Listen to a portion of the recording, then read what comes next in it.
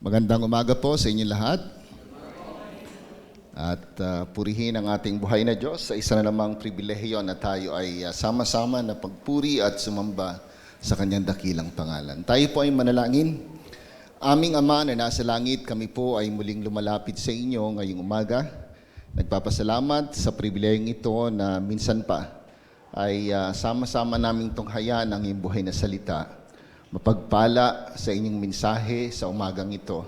At dalangin namin na nawa, ikaw ang siyang pumagitna sa aming kalagitnaan, kumilos ang banal na Espiritu sa aming puso't isipan, at nawa sa iyo lamang mapunta ang lahat ng kalwalatian sa mga katotohanan na ipapahayag ngayong umaga. Sa iyo po pinagkakatiwala namin lahat ng ito sa pangalan ni Jesus. Amen. So, isang maulan na umaga sa bawat isa. I believe lahat po tayo ay sa isang banda sa buhay natin naranasan ang tunay na hirap ng buhay na malayo sa ating Panginoong Diyos. At ang bawat isa ay nangangarap na magkaroon ng tunay na kalayaan.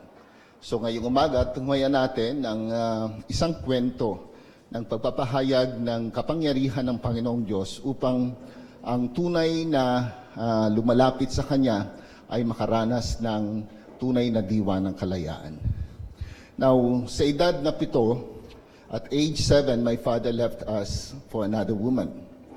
Naging mahirap ang buhay namin dahil wala namang work ang mother ko at siyam kaming magkakapatid. Ako po nga po lang yung bunso. No? And then I became a gambler at a very young age. I thought money could give me a sense of assurance and happiness. Before I entered high school, lulong na po ako sa sugal. Baraha, bingo, I don't know if you're familiar with that. Pero ang pinakamatindi ay yung paglalaro ng pool. And then eventually, naging bilyar yung aking nilalaro. Consequently, napabayaan ko ang aking pag-aaral. Halos hindi ako pumapasok sa school. Imbes na nasa loob ng eskwelahan, nandun ako sa sugalan. Ang mamuhay sa lugar ng Pandakan, kinakailangan mong maging malakas, maging strong, no? Sapagkat kung hindi, bubuli ka ng mga kalaro mo. So naging basagulero sa isang banda. And my life is miserable, no direction. Namumuhay ako na makalipas lang ang araw dahil kinabukasan, doon ulit ako magbababad sa sugalan. This testimony of my life is not far from the story of the man that we'll be studying today. After the Lord Jesus Christ is still the storm, no? In verse 1, sa Mark chapter 5, verses 1 to 20, it says, they came to the other side of the sea, to the country of the Gerasenes, or Gerasenes sa ibang translation. Now, let's just admit that this is a rather strange encounter kung saan makikita natin yung tatlong kaharian. Kaharian ni Satanas, kaharian ng society na meron tayo, at higit sa lahat ang kaharian ng ating Panginoong Diyos. At gusto ko rin bigyan ng diin na sa kwentong ito, pinapatunayan na totoo yung tinatawag natin na demon possessed. Merong mga kapangyarihan na kung saan nagnanais na supilin o kontrolin ang buhay ng isang tao. At itong tao nating pag-aaralan ngayon, masasabi natin na hindi lamang siya may sakit, kundi siya ay alipin ng kaharian ng kadiliman. At ang Biblia, madalas na kanyang pinapakita kung gaano kasama ang nangyayari sa buhay ng isang tao na alipin ng kadiliman o ng, sabihin na natin, ng demonyo. Gusto ko yung sinabi ni C.S. Lewis, sabi niya, there are two equal and opposite errors into which our race can fall about the devils. One is to disbelieve in their existence. No? Yung iba hindi naniniwala, pero yung iba naman naniniwala. But unfortunately, sa kanilang paniniwala dito sa kampo ng kadiliman, ay nagiging curious sila. And at the same time, nakikipaglaro sila rito to the point na may mga tao na isinasanlapan nila ang kanilang kaluluwa sa hari ng kadiliman. But I hope and pray na kung ano man yung katatayuan natin ngayon, maaring hindi katulad ng demoniac na ating pag-aaralan. But I believe halos lahat sa atin ay dumaan doon sa panahon kung saan ay naging alipin ng kasalanan. At maging tayo man ay mananampalataya na, may mga pagkakataon na nandun pa rin yung buhay natin. No? Marami pa rin pagkakataon na tayo ay namumuhay hindi para sa Diyos, kundi para sa sarili natin and unconsciously para sa kaharian ng kadiliman. So this morning, let's look at this passage, this story, sa tatlong bahagi. No? Unang-una, makikita natin ano yung dulot ng ano ang dulot sa buhay ng isang tao na alipin ng kadiliman o ng kasalanan at paano siya magkakaroon ng tunay na kalayaan. Paano niya mararanasan yung deliverance na hinahanap ng bawat isa.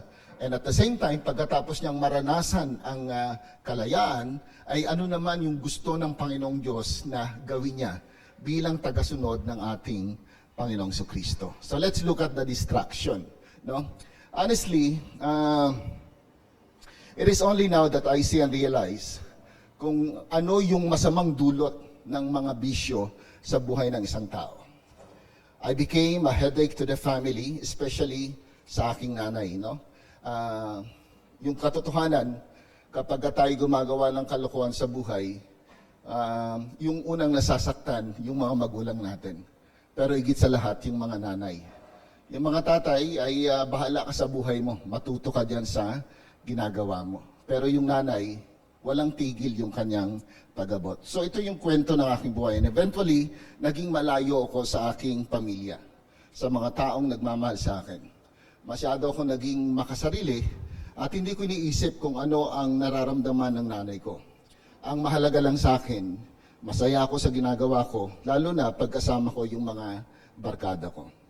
Masasabi ko na ito ang buhay na wala sa Panginoon o walang tamang relasyon sa ating Panginoon. Now, going back to the story na ating pag-aaralan ngayong umaga, look at verse 2. Ang sabi rito, when Jesus had stepped out of the boat, immediately there met him out of the tombs a man with an unclean spirit. No? Parang sa pagdating ng ating Panginoon Kristo, pagkatapos na makita ng mga disipulo ang kakaibang kapangyarihan na meron ng Panginoon, kung paano niyang pinatigil yung malakas na bagyo sa pamamagitan lamang ng pagsiwata, pagbaba nila sa kabilang lugar, merong tao na sumalubong.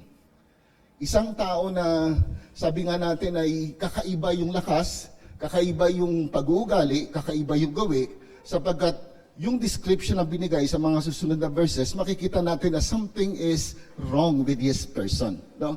At sa mga sa ibang mga commentaries, mababasa natin na during this time, medyo madilim pa nang dumating ang Panginoon sa lugar na yon. But ang kapansin-pansin dito, maaring madilim pa, pero itong tao na to na, ano bang tawag yan? Possessed ng, Tagalog yan? Sinahalihan ng masamang espiritu, nakita kagad ng Panginoon. At dagli-dagli na ito ay tumakbo sa ating Panginoong Jesucristo. No? Sa Luke chapter 8 verse 29, no, sinasabi ni Luke na itong tao na to ay walang damit. Itong tao na to ay sinasaktan niya yung kanyang sarili and he was driven by demons. In verses 3 to 5 ng Mark chapter 5, ang sabi po diyan, he lived among the tombs. No one could bind him anymore, not even with a chain, for he had often been bound with shackles and chains. But he wrenched the chains apart, and he broke the shackles in pieces. No one had the strength to subdue him. Night and day among the tombs and on the mountains, he was always crying out and cutting himself with stones. Now, with this description, can you imagine anong klaseng tao itong hinahalihan ng masamang espiritu? At most probably, even yung mga tao doon sa lugar na iyon, natatakot na rin sa tao na ito sapagkat wala silang kakayahan na supilin o ikontrol itong tao na ito. Pinakita rito kung gaano siya kalakas at anong klaseng pag-uugali na kumbaga sa hindi na normal sa mga tao. No? Masasabi natin na he was uncontrolled outcast. No? Nandun siya sa isang lugar, in fact, namumuhay na lamang siya doon sa lugar ng libingan, doon sa mga lugar ng patay. He made his dwelling among the dead. Now, interesting because the Bible is very clear. Kung tayo ay namumuhay sa kasalanan, tayo ay patay sa kasalanan. Maraming tao ang naniniwala na ang mundo ng buhay ay sa lugar na ito, subalit ang Biblia ay maliwanag. Ito ay lugar ng mga patay. At sa kabilang buhay ang tunay na mundo ng mga buhay. Pero sa mundong ito, punong-puno ng kasamaan, kung kaya naman, no, masasabi natin na ito yung tunay na diwa ng kamatayan. And like this man, dahil sa kanyang klase ng buhay, doon siya naninirahan sa lugar ng mga patay. At hindi ko alam kung anong katatayuan mo ngayong umaga. Pero naranasan ko sa aking buhay kung gaano kahirap mamuhay ng malayo sa ating Panginoong Diyos. No? In John chapter 10, verse 10, it is very clear that the only reason or purpose of Satan is to kill, no, to destroy, no, and then ano masabi niya diyan? To steal, to kill, and destroy. Sa madaling salita, just like this man, no, ninakaw niya yung kinabukasan ng tao, sinira niya yung buhay ng tao, at higit sa lahat, no, pinatay niya yung kaluluwa o yung buhay ng taong ito. Yun at yun lamang ang tanging layunin ni Satanas sa buhay ng isang tao. Huwag tayong magpalinlang, no, na kaya niyang ibigay ang tunay na diwa ng kasiyahan. Yes, pansamantala, bibigay niya sa iyo ang lahat ng bagay na yan, kapalit ng tunay na diwa ng buhay. So ito yung kwento ng taong ito. Wala na siyang pamilya for sure dahil nandun na lamang siya nag-iisa. In fact, sa ibang translation, dalawa sila magkasama. But in this passage, isa lamang yung tao na sinabi. So ito yung buhay niya na nandun lamang siya sa isang lugar na ang kasama niya ay mga walang buhay. In short, he was hopeless, helpless, isolated and empty, trapped and tormented. At kinakailangan niya ng magpapalaya sa kanya. Bakit? Sapagkat sabi doon sa passage, no, tinatalian siya, no, in fact, makakadena pa yung ginagamit sa kanya. Pero sa kakaibang lakas na meron siya, madali niya lamang itong pinapatid. Ito yung tanging kayang gawin ng ating society. Kontrolin, pilit ang isang tao. Pilit na pigilan yung kasamaan na kanya ginagawa. But let me tell you the truth, no? Walang kakayahan ng ating society upang lubos na makalaya ang isang tao sa paghalipi ng kadiliman, sa kaharian ng kadiliman. Nandyan ang ating mga kulungan, nandyan ang mga rehabilitation center, pero pagkatapos, paglabas, ganun pa rin ang buhay. Katulad din ng tao na to. Pilit nilang kinokontrol yung buhay ng tao, but unfortunately, wala itong nagawa sa buhay ng isang tao ito. Kinakailangan niya ng tunay na makapagpapalaya sa kanya. Ito rin yung ginawa ng aking kapatid sa aking buhay. My brother tried to help me to be freed from my vices. Sa katotohanan, dahil wala na yung father ko, disiplinaryan yung aking kapatid na panganay. At masasabi ko na yung kanyang pagdisiplina kakaiba. Sapagat may mga pagkakataon upang mapigil niya yung aking pagsusugal, iniipit niya yung aking kamay ng ballpen. Naranasan niya na po yun? So ilalagay niya yung ballpen dito, tapos pipigayin niya ng ganon. Can you imagine yung pain? No? Lahat yung ginawa ng kapatid ko. There was a time na pinaluhod ako ng kapatid ko sa gitna ng relays. Doon kami sa, sa Pagdakan, daanan niya ng train eh. So noon, ang release ng train, buhangin yung nandyan.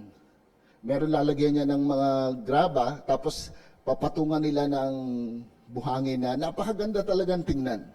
So ang ginawa ng kapatid ko, dahil hindi niya ako kayang pigilan doon sa bisyo ko, pinaload niya ako doon sa gitna. At nandun ako sa gitna nakaluhod, meron ako nakalagay na placard dito. Ako ay manunugal.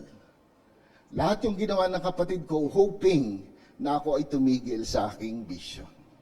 And there was a time na pinalakad niya ako doon sa barangay namin. Can you imagine yung kahihiyan ng panahon na yon, no? Parang naglalakad ako, merong placard dito na ako ay manunugal, huwag niyo akong tularan. So lahat yung ginawa ng kapatid ko, tulad ng ginawa ng mga taong ito dito sa Demoniac. Hoping na yun ang paraan upang sila ay, o ang taong ito ay makalaya sa kasalanan. Ganon din naman sa buhay natin. Parang we try everything, hoping that we will be able to help a person na kung saan ay lulong sa kasalanan o sa anumang uri ng bisyo. Pinipilit natin na gawin ang lahat ng ating kakayahan, hoping na yun yung solusyon, sagot dun sa pangangailangan ng isang tao. Pero katulad nga ng taong ito, lahat ng gawin ng aking kapatid, walang epekto. Upang ako ay magkaroon ng tunay na pagbabago. Upang ako ay makalaya sa aking pagkalulong sa bisyo. Sa madaling salita, tulad ng tao sa kwentong ito, kailangan ko ng tunay na makapagpapalaya sa akin, sa aking bisyo. And salamat sapagkat dumating ang panahon, yung aking deliverance dumating. No? It was August 1985. One of my best friends, no? Siya ay nakapagsalita na rin dito. Umatin siya sa Word of Life camp, no? At he was sponsored by his sister. And then and in that camp, he came to the saving knowledge of Christ. So pagkagaling niya sa camp, ang unang-una niyang ginawa, ibinahagi niya sa akin yung mensahe ng kaligtasan. Shinare niya sa akin yung pagmamahal ng ating Panginoon. Ang totoo, pagkatapos niyang i-share sa akin yung gospel, madali ko pong tinanggap ang ating Panginoon. Sino ba ang ayaw ng buhay na walang gan? Sino ba ang ayaw ng tunay na diwa ng buhay? So sa madaling salita, tumanggap ako sa Panginoon, nanalangin na, Lord, tinatanggap kita bilang Panginoon at tagapagligtas ng aking buhay. Pero sa totoo, hindi nawala yung appetite ko sa pagsusugal. Kapag ikaw ay nalulong sa bisyo, hindi siya biglang-biglang nawawala. In fact, napakahirap, no? Kaya ang nangyayari, kapag wala yung kaibigan ko, balik ako doon sa sugalan. Nandun pa rin ako nagsusugal. Now, isang araw, habang naglalaro ako ng pool, merong nakakita sa akin, kasama namin siya sa Bible study. So, dahil hindi ko na maitanggi yung aking ginagawa na kalokohan, so tinuloy ko yung aking paglalaro ng pool. Pero itong tao na to, umalis siya doon sa lugar na yon. Pagbalik niya, may dala-dala siyang sigarilyo. At pagkatapos, naninigarilyo siya sa harapan ko, nakatingin sa akin. Every time yung pool po, parang kwadrado yan eh, no? Every time natitira ako, nandun siya sa harapan ko. Tapos panay ang hitit niya ng sigarilyo. During that time, alam ko yung ibig niya sabihin, no? Pinapakita niya sa akin na ganito kapangit tingnan ng isang tao na nagsasabing Kristiyano pero namumuhay sa kasalanan. Hiyang-iya ako sa ginagawa ko pero wala akong magawa eh. Nandun ako, lulung ako sa bisyo. At dahil sa pangyayari na yon, lumapit ako sa Panginoon, nanalangin. Sabi ko, Lord, please, tanggalin mo yung appetite ko sa sugal. Lord, kahabagan mo ko, palayain mo ako dito. And praise God, by His grace, nawala yung appetite ko sa sugal. During that time, kapag merong dumadayo sa lugar namin ng pool, ako yung tinatawag para lumaban. Pero during that time, pagkatapos ko manalangin na ito, naging madali para sa akin na ayoko na. Ayoko na. At sa kakaibang pagkilos ng Panginoong Diyos, nawala yung appetite ko sa pagsusugal. Napalitan ng pagdanais na maging malapit sa ating Panginoong Diyos. Sa biyaya niya, ako ay kanyang pinalaya. Inayos niya yung aking buhay. Sa katotohanan ng mga panahon na yon, no, nung ako'y lulong sa sugal, wala nang direksyon yung buhay ko eh.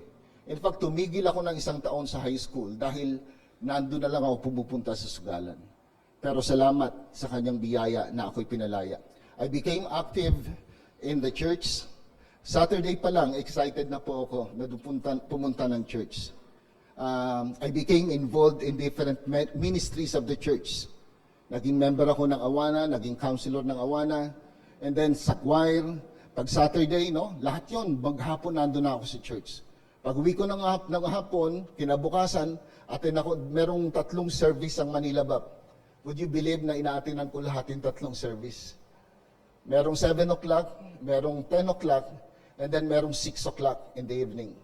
Aatin ako ng madaling araw, aatin ako ng Sunday school, aatin ako ng English service. Hindi ko naintindihan yung sinasabi ng aming pastor, kasi Amerikano yung pastor namin.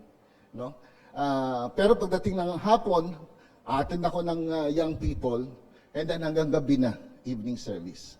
So dumating yung panahon na nanalangin ako sa Panginoong Diyos, Lord, kung sakaling makapagtrabaho ko, gusto ko magtrabaho sa loob ng church. Hindi ko pa alam noon na mayroong school para sa pagpapastor. Pero yun na yung laman ng puso ko. Lord, gusto kitang paglingkuran. At kaya dumating yung panahon na ako ay nag-aral sa seminary at ngayon ay nagpapastor. Now let's go back to the story of this demoniac. No? He is a man, no, who was demon-possessed, controlled by the demon. His life is hopeless. No? Pwede nating sabihin na devastated. Punong-puno ng kawalan ng pag-asa sa buhay. Walang direksyon. Pero dumating yung panahon na nakaharap niya ang ating Panginoong Jesucristo. Look at verse 6.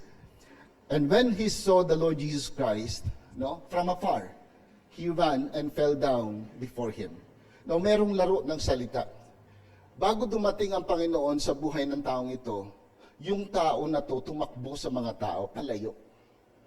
Nandun siya sa isang lugar na wala siyang kasama.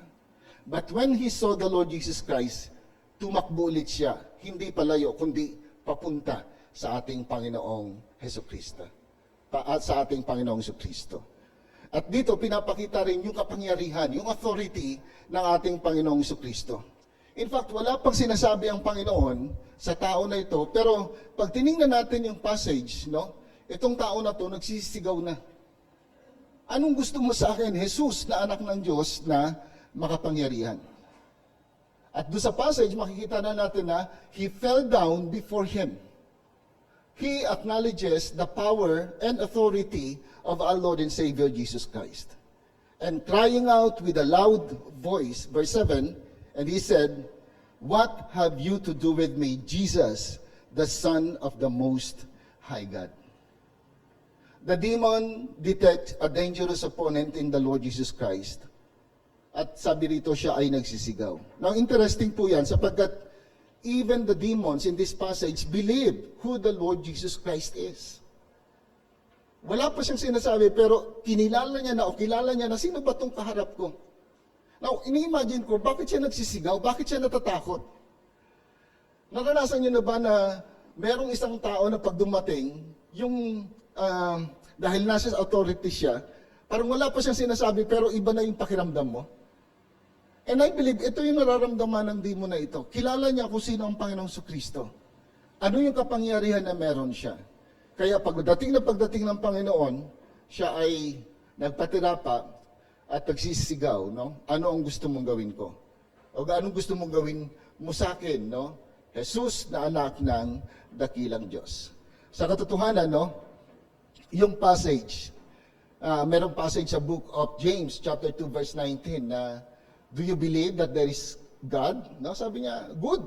Because the demons believe also. At nanginginig pa siya. So what is my point this morning? Maaring tulad ko, ikaw din ay dumanas. O hanggang ngayon ay dumaranas doon sa pagkaalipin sa kasalanan. At sinasabi mo na naniniwala ka sa Diyos. And you know what? During that time, no, masasabi ko na nung ako'y nakakilala sa Panginoon, nagbabasa ako ng Bible eh. Umaattend ako ng Bible study, kaya nga yung taong marap sa akin, kasama ko siya sa Bible study. Pero ang totoo, alipin pa rin ako ng bisyo. At dito, pinapakita ng Biblia na kung naniniwala ka, masigit pang naniniwala yung demon. Nanginginig pa nga. So kaya, hindi natin pwedeng sabihin na Kristiyano ko, pero patuloy ako namumuhay sa kasalanan dahil hindi ito yung disenyo ng Panginoong Diyos sa buhay ng bawat isa po sa atin. Now, when the demon dared to arrogantly misuse the name of God, as he tried his way, sabi niya, I adjured you by God. No? Sinasabi ko sa iyo, sa pangalan ng Diyos, huwag mo akong pahirapan. Inimahali ko, sa kwento, wala kang makikita na siya ay pinahihirapan ng Panginoon. Pero the presence, yung presensya pa lamang ng Panginoon, isang bagay ng kinatatakutan ng masamang espiritu. And the Lord Jesus Christ recognized that this man was in anguish, not just mentally and emotionally, but most especially spiritually. And therefore, kailangan niya ng deliverance. Look at verse 8. Ano sabi po dyan sa verse 8? Come out of the man, you unclean spirit. In verse 9, no, the Lord Jesus Christ demands, no, na ipakilala, sabihin ng demonyo na nandoon sa tao na yon, sino ba siya? Sabi niya, what is your name? He replied, my name is Legion, for we are many. Kapag sinabi mong Legion sa Roman soldiers, yan ay binubuo ng 2,000 to 6,000 soldiers. Now, can you imagine, yung pinakamalit na number na lamang, 2,000 demonyo nasa loob ng isang tao. And no doubt kung bakit ganun siya kalakas. And no doubt kung bakit niya ganun sinasaktan yung kanyang sarili. Ay yung isa pa nga lang siguro, miserable na ang buhay niya. Kung ganun pa kadami. Naalala niyo, no, there was a time na merong pinalayas ang Panginoon na masamang espiritu. At sabi doon, pag lumayas yan, no, pupunta yan sa ibang lugar. At pagkatapos, pag wala siyang mapuntahan, anong gagawin niya? Babalik siya doon sa buhay ng tao na pinalayas at magsasama pa siya ng iba. So samantalang masasama pa yung tao na yon. So ito yung kwento ng buhay ng taong ito. Sabi niya, my name is Legion. At pagpapahayag kung gaano kadami yung masamang espiritu na nasa loob ng tao na ito. Now, yung susunod na pangyayari, kakaiba. Now, by the way, ba't ko pala sinasabi na binibigyan din yung dami? Kaya kung makikita natin, ang isang tao na wala sa Panginoon and unconsciously, no, controlled by the enemy, yung buhay niya napakasama. Napakagulo. Kung meron tayong tinatawag na Christ-centered life, his life is controlled by the demons and controlled by himself. At ang pinakamasakit, even yung sarili niya minsan wala ng control, kundi yung masamang espiritu na.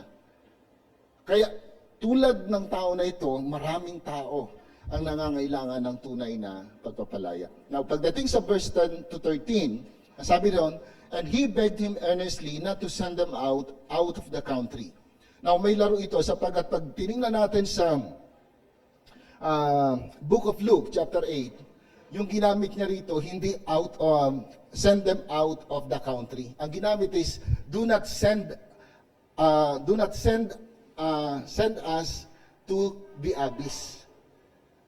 Ano yung abyss? Yung abyss is isang klase ng impyerno. Di ba meron tayong tinatawag na tatlo, yung Tartarus, and then abyss, at saka yung lake of fire na tinatawag natin. Pag sinabi mong abyss, ang ibig sabihin yan, bottomless pit. Walang katapusang, ano bang tawag dyan? Lalim. Nanonood ba kayo ng Marvel? Naalala niyo nung si Doctor Strange, no? Parang walang katapusang nalalaglag siya ng gano'n, no? Parang ang idea. Now, ini-imagine ko lang, nung tinitingnan ko to, pag binasa mo yung Book of Revelation, meron doon na mga demonyo na kung saan nakakulong doon sa bottomless pit. Sila yung, maraming commentators ang naniniwala, ito yung mga demons doon sa Genesis chapter 6. Yung mga kung saan ay parang nakipagniig sa mga tao. So sobrang sama na kanilang ginawa, kaya sila nandoon. Now, nung makita nung mga demonyo ang Panginoon Kristo, dito ni-explain, bakit malayo pa lang ang Panginoon, tumakbo sila, lumuhod, at pagkatapos, natakot. Because the Lord Jesus Christ has the authority to send them to the abyss. So, dun pa lang, takot na sila. Kaya ang pakiusap nila ngayon dito, they beg the Lord Jesus Christ. Sabi nila, do not send them out of the country. At sa ibang translation, wag mo kami dalhin doon sa abyss. Now, a great herd of pigs was feeding there on the hillside, and they begged him, saying, send us to the pigs. Instead na, dalhin mo kami doon sa abyss, pwede ba doon na lang sa mga baboy? And then let us enter them. So he gave them permission. And the unclean spirit came out and entered the pigs. And the herd, numbering about 2,000, rushed down the steep bank into the sea and drowned in the sea. The demons, ayaw nilang pumunta sa abyss. So they begged Jesus for permission doon sa mga hayop pumunta. Yung tense nito sa original is nasa present tense. Ibig sabihin, they repeatedly made the request. Huwag mo kaming papuntahin o isugod doon sa abyss, please. At paulit-ulit, sinasabi nila, wag mo kaming dalhin doon. Ang puntos natin dito, no, makikita natin na yung authority, kung sino talaga ang ating Panginoon Kristo at anong authority meron ng Panginoon. And nakakalungkot sapagkat the demons acknowledge, recognize the authority of the Lord Jesus Christ. But unfortunately, tayo na mga nagsasabing mananampalataya, tagasunod ni Kristo, hindi natin kinikilala yung authority niya sa buhay natin. Anong ibig ko sabihin? Sino yung nasusunod? Tayo pa din. Di ba? At marahil ito yung dahilan kung bakit ang sabi ng Panginoon, hindi lahat ng tumatawag sa akin ng Panginoon, Panginoon, ay maliligtas. Merong passage na sabi ng Panginoong Kristo, tinatawag mo ko ng Panginoon, pero hindi ka naman sumusunod. So what is the use of calling me your Lord, pero you have no intention to obey me? But look at these demons. They acknowledge the authority of Jesus, and they waited for Christ's instruction. Humingi sila ng paintulot. Pwede ba na, wag mo kaming dalhin sa abyss, merong mga baboy doon mo na lang kami isugo.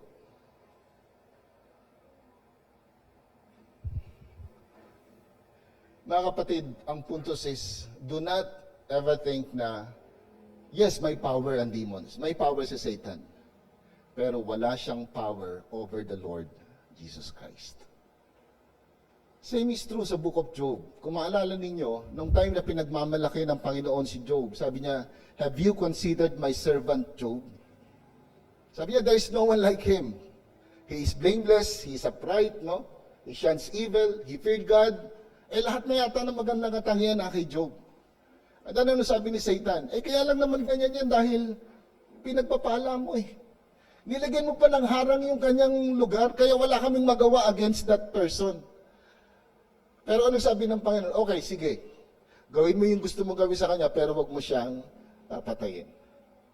What is the point? Yes, bilang makapangyarihang Diyos, walang magagawa ang dyablo laban sa atin nang hindi alam ng Panginoong Diyos at hindi niya pinahintulutan. Amen? So you are secured. Sabi natin, kay Kristo, no, walang sino man ang pwedeng makagalaw sa atin. Kaya siguro sabi ni Apostle Paul, if God is for us, who can be against us? In 1 John chapter 4, ano sabi niya? He that is in me is greater than he that is in the world. Yun yung Diyos na sinasamba natin. Yun yung Diyos na may tunay na authority sa buhay ng bawat isa po sa atin. And I hope, kung tunay na tinatawag mo, kung tinatawag mo si Kristo na Panginoon, ang tanong is, sino ang nasusunod? Hindi sapat na kilalanin natin na siya ay Panginoon, pero tayo pa rin ang nasusunod sa ating buhay. In verse 14, makikita natin dito yung mga herdsmen, yung mga tagapag-alaga. Ano sabi dyan? Fled and told it in the city and in the country. And people came to see what it was that had happened. Kung kayo yung nandun sa katatayuan na yon, makita ninyo yung isang demoniac o demon-possessed man, nagwawala, nagsisigaw araw-araw, sinasaktan yung kanyang sarili, no? And then pagkatapos makita mo biglang maayos na yung kanyang katatayuan, anong mararamdaman mo? O kaya makita mo yung mga baboy na nagtatakbuhan, no? At pagkatapos isa-isa na tumatalon doon sa ano ginamit na salita rito? They rushed down the steep bank into the sea and drowned in the sea. Anong gagawin mo?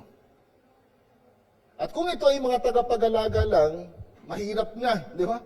Baka ako pa mapagbintangan ng amo ko, takbo sila doon. At pagkatapos pinamalita nila ano yung tunay na nangyari. Ito yung realidad ng buhay. May mga tao na sabihin na natin na alipin ng kasalanan, namumuhay sa kasalanan, pinalaya ng Panginoon, at maraming tao ang namamangha sa nangyari sa kanyang buhay. Pero imbis na alamin kung ano yung tunay na nangyari, no? Bakit nangyari ang bagay na yan, tumatakbo palayo. Ayaw nila yung bagay na yan. Makikita po natin yan. So pagdating ng verse 15, sabi rito, and they came to Jesus and saw the demon-possessed man, the one who had the legion, sitting there, clothed and in his right mind. Nung binabasa ko to, sabi ko parang sasabog yung utak siguro ng mga tao na to habang nakita nila yung tao na, anong nangyari? Ginawa namin yung lahat ng aming kayang gawin para tumino yung tao na yan. Then sa isang iglap, no, nakaharap niya lang tong tao na to, naging maayos yung buhay niya.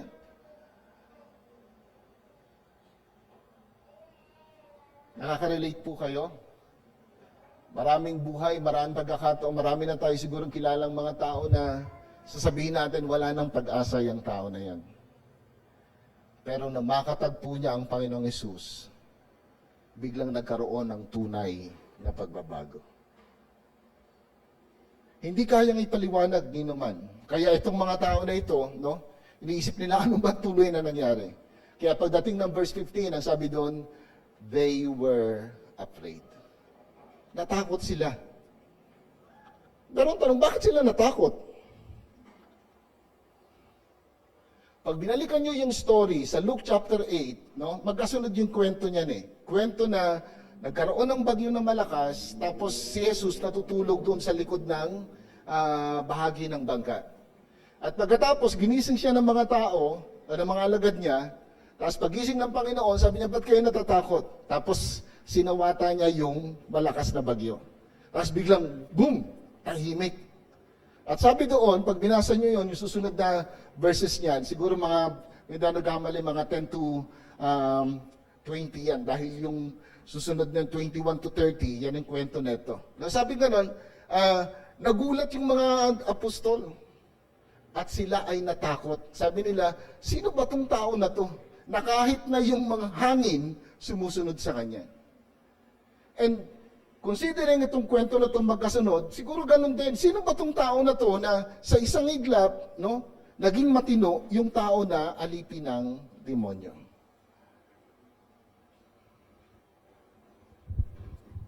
Sa totoo lang, no, sa buhay natin, pag nakakita tayo ng kakaiba, kamangha-mangha, dalawa lamang yung pwedeng mangyari. Either matakot ka o mamangha ka at sumunod ka doon sa gumawa ng himala. Sa kwento ng buhay ng ating Panginoon Kristo, ganun lagi ang nangyayari. Merong nagdidesisyon na lumapit sa Kanya, pero may mga tao na gustong lumayo sa ating Panginoon. Look at verse 16 to 17. Ano sabi diyan? And those who had seen it described to them what had happened to the demon-possessed man and to the pigs. And they began to beg Jesus to depart from their region. Kung ikaw nasa matinong katatayuan, yung taong gumawa, nagpalaya sa isang taong alipin ng kasalanan, ano ang gagawin mo? Anong sasabihin mo sa kanya? But look at these people. Nakita nila yung kakaibang kapangyarihan, pagkilos ng Panginoon, but instead na yumakap kay Kristo, anong sabi nila? Lumayas ka dito. Bakit ganon? Nasubukan nyo na ba na nagsishare ng gospel?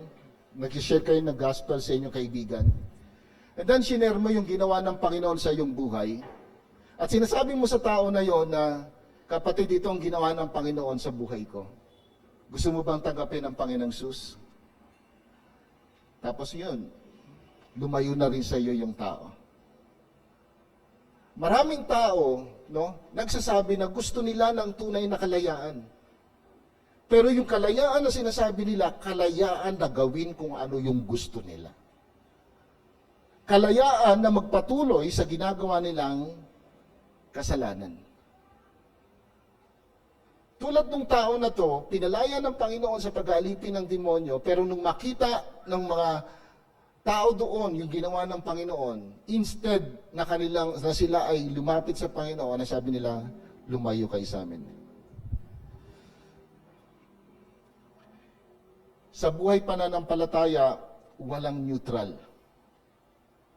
Either gustuhin mo ang tagapagligtas, ang deliverer, or lumayo ka sa Kanya. Sa buhay pananampalataya, either na sumunod tayo sa Panginoon, magpasakop tayo sa Panginoon, o manatili tayo sa sarili nating kagustuhan. At kung mapapansin nyo rin sa kwento, hindi pinilit ng Panginoon yung sarili niya. Nung siya ay pinalayas ng mga tao, okay, walang problema.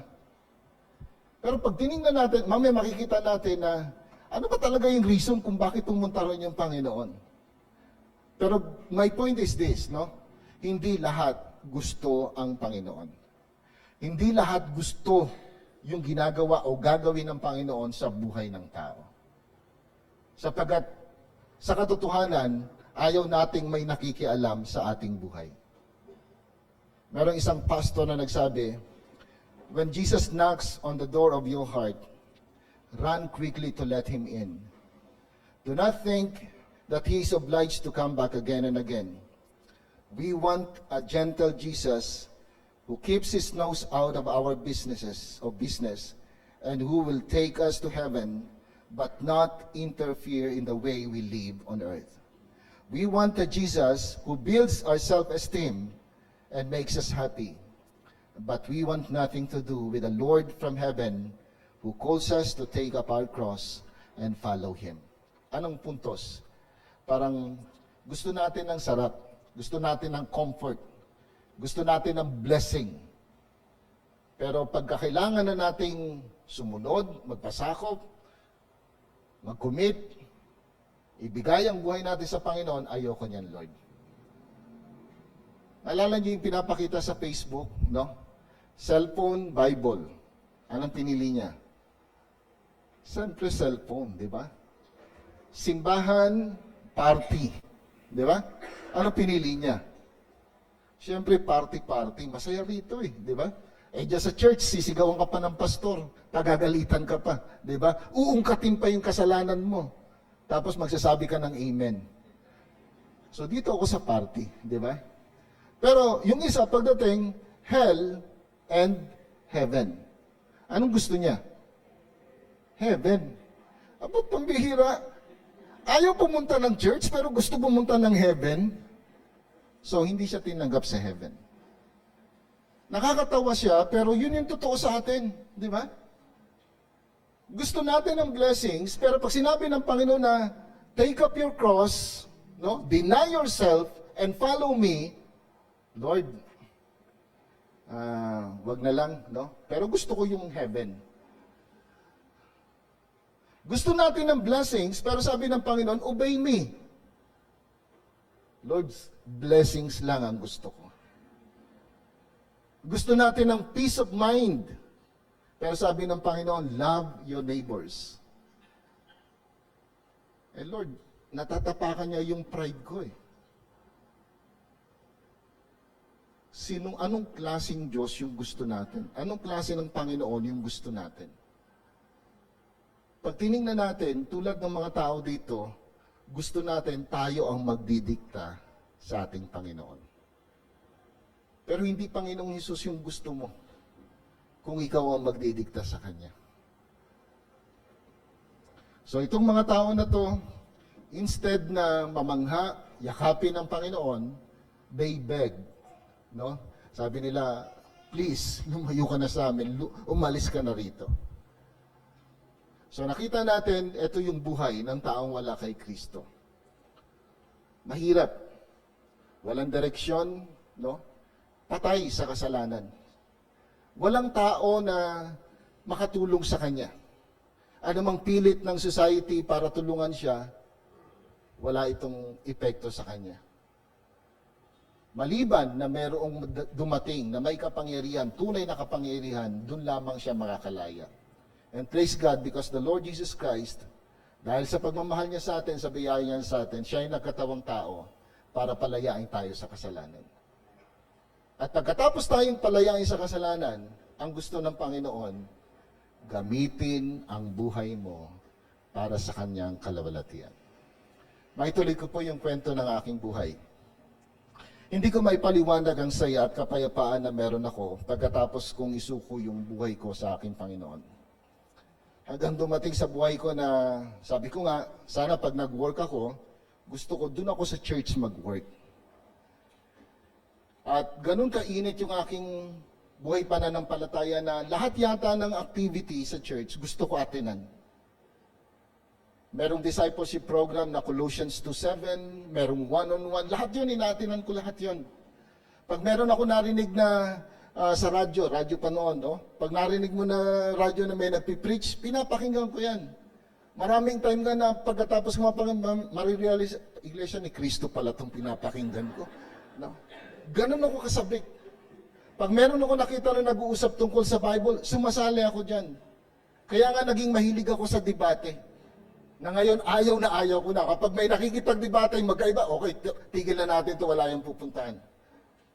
Dahil noon, pumupunta pa ako ng Luneta para makipagtalo lang. No? Parang ganun ako kainit ng mga time na yon. Pero after 2 years, unfortunately, I moved away from the Lord. I was given the privilege to work. Malaki ang kita, dahil nag-manage ako ng isang maliit na factory. Dahil sa laki ng kita, bata pa, nalunod ako. Nalunod ako sa tinatanggap ko na sahod. Sa madaling salita, yung ginagawa ko nung ako ay wala pa sa Panginoon, mas masahol pa yung ginagawa ko nung ako ay maglumayo sa Panginoong Hesus. Pero sa kabila ng bagay na yon, no, makikita mo ako, hindi ako matutulog nang hindi nagbabasa ng Biblia. Makikita mo ako na hindi ako matutulog nang hindi ako mag-pray. At tulad ng sinasabi ng isang tao na malayo sa Panginoon, hindi naman ako nakakalimot sa Diyos.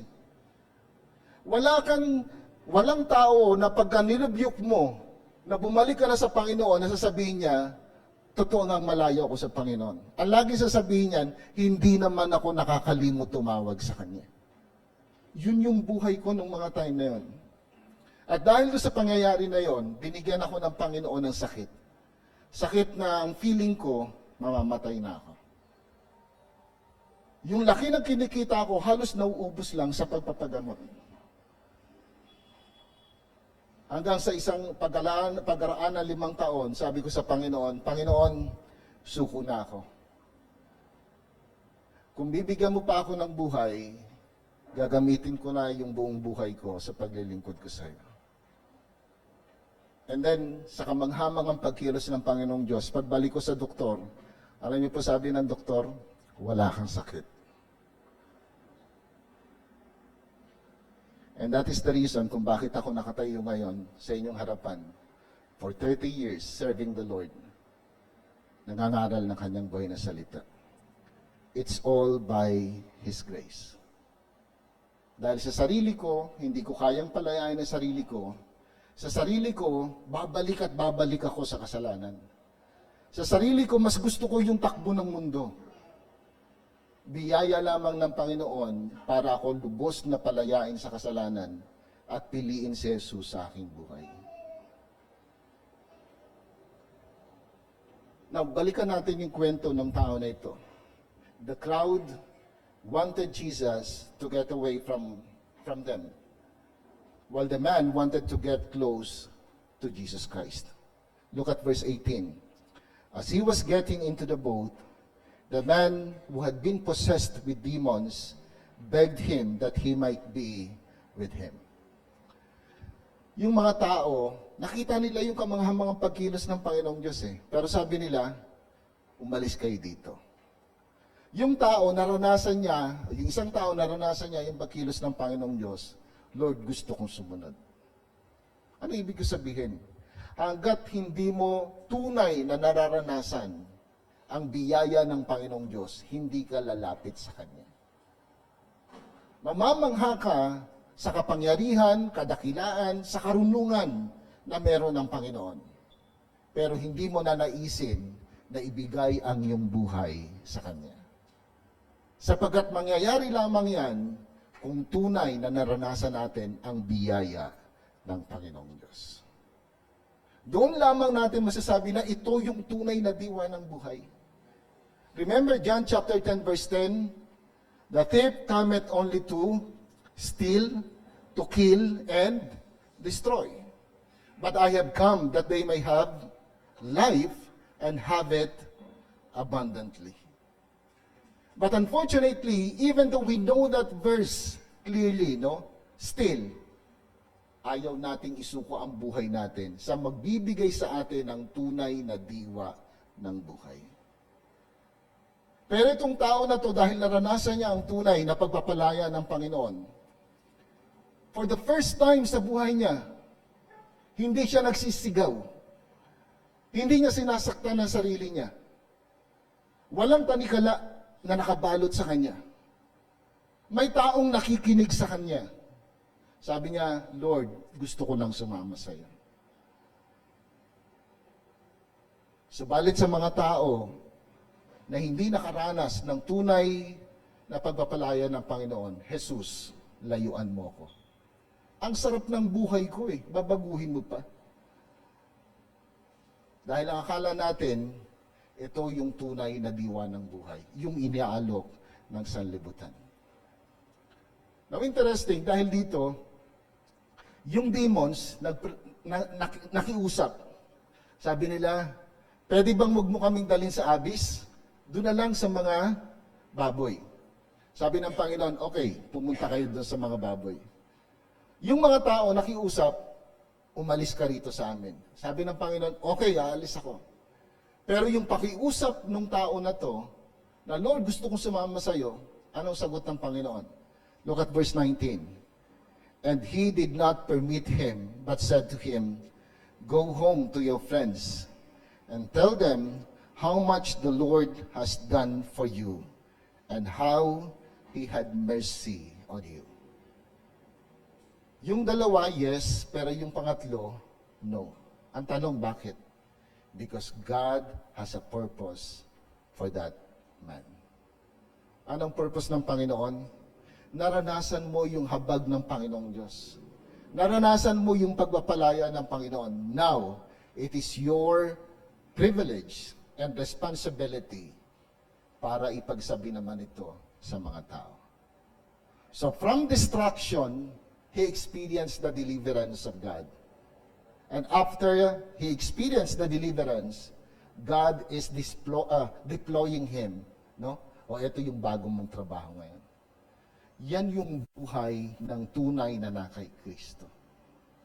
Meron tayong dating buhay na pag tinignan natin, walang direksyon, walang pag-asa. At ang description ng Bible, patay sa kasalanan. Walang magawa yung mga tao na kapaligid sa atin, even yung government na meron tayo, para makalaya tayo sa ating katatayuan, maliban na makatagpo natin ang ating Panginoong Hesus. Pero pagkatapos nating makatagpo ang Panginoon, hindi doon natatapos ang kwento ng ating buhay. Gusto ng Panginoon na gamitin ka para sa Kanyang kalwalatian.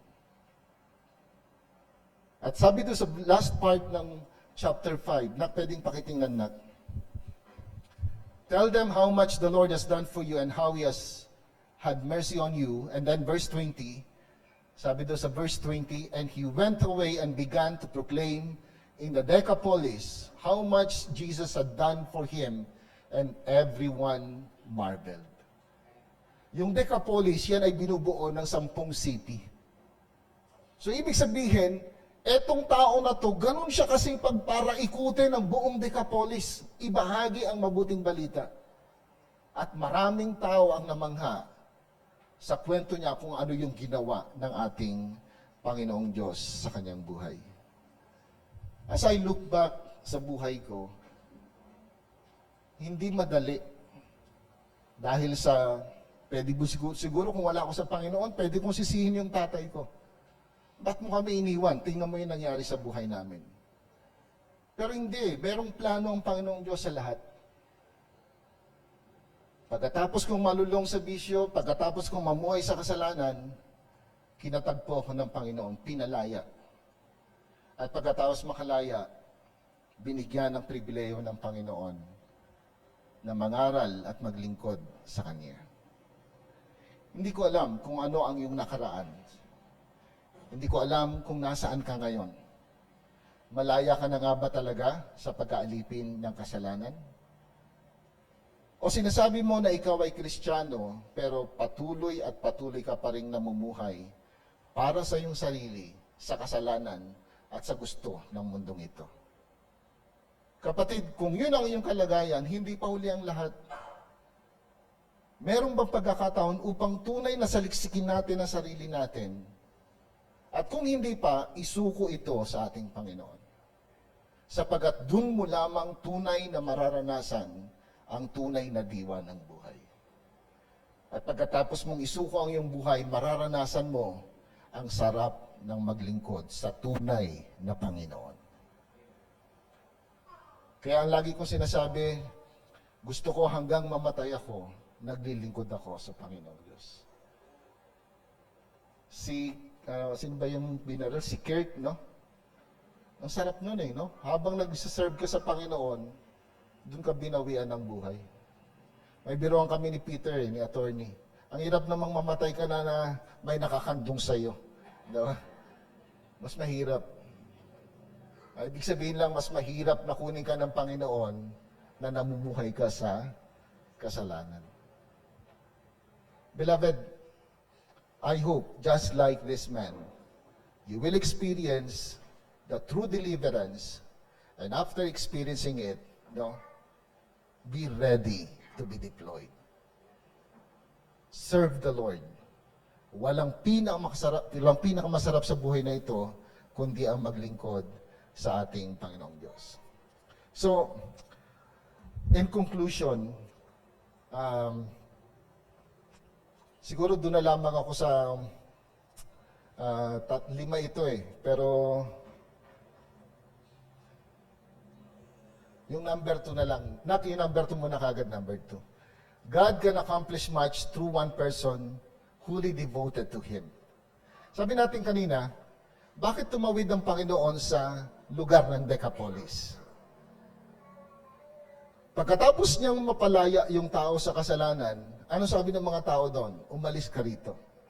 Now, interesting yan dahil kinatagpo lang ng Panginoon yung isang tao doon.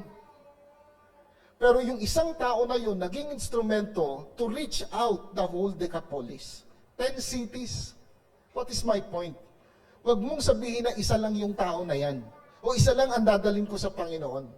Dahil hindi mo alam kung paano naman gagamitin ng Panginoon yung isang tao na yan para maabot ang maraming tao. Alam niyo po yung kwento sa buhay ni D.L. Moody? Si D.L. Moody ay nakapangaral ng salita ng Diyos at sinasabi na nakapagdala ng millions of souls para sa ating Panginoon. Pero yung nag-share ng gospel kay D.L. Moody, yung Sunday school teacher niya, napaka-timid na tao. Sobrang mahiyain. Pero he was able to lead D.L. Moody to our Lord and Savior Jesus Christ, and D.L. Moody win millions of souls para sa ating Panginoon. Sunday school teacher, Awana counselor, huwag mong sabihin na isang bata lang yan. Huwag mo sabihin na isang tao lang yan dahil hindi mo alam kung paano gagamitin ng Panginoon yung tao na yan para sa kanyang kalwalhatian. Ay, isang demoniac lang naman yun Pero yun ang ginamit ng Panginoon para abutin yung 10 cities of Decapolis. Thirdly, intentionally spend time with lost people.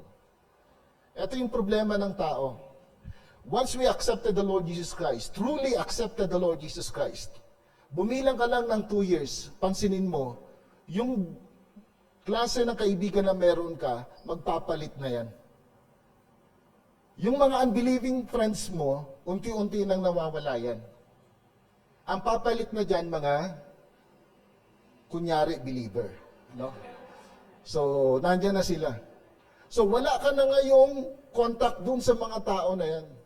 So kaya ngayon, kaya kung mapapansin nyo, ang mainit sa evangelism, yung bagong mananampalataya. Kasi, yun yung mga grupo nila eh.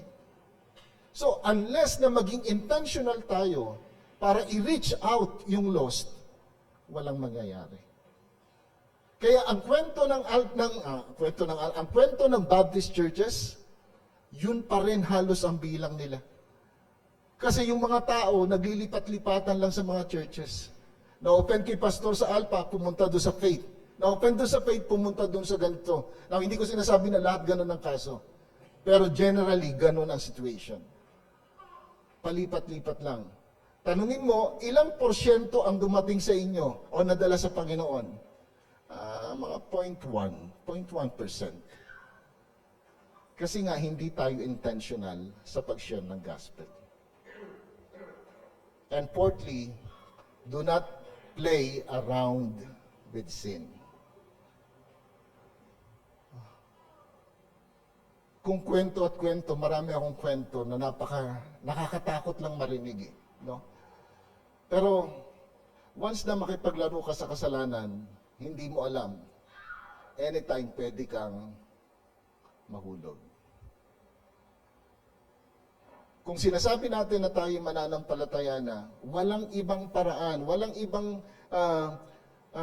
daan, kundi yung diretso.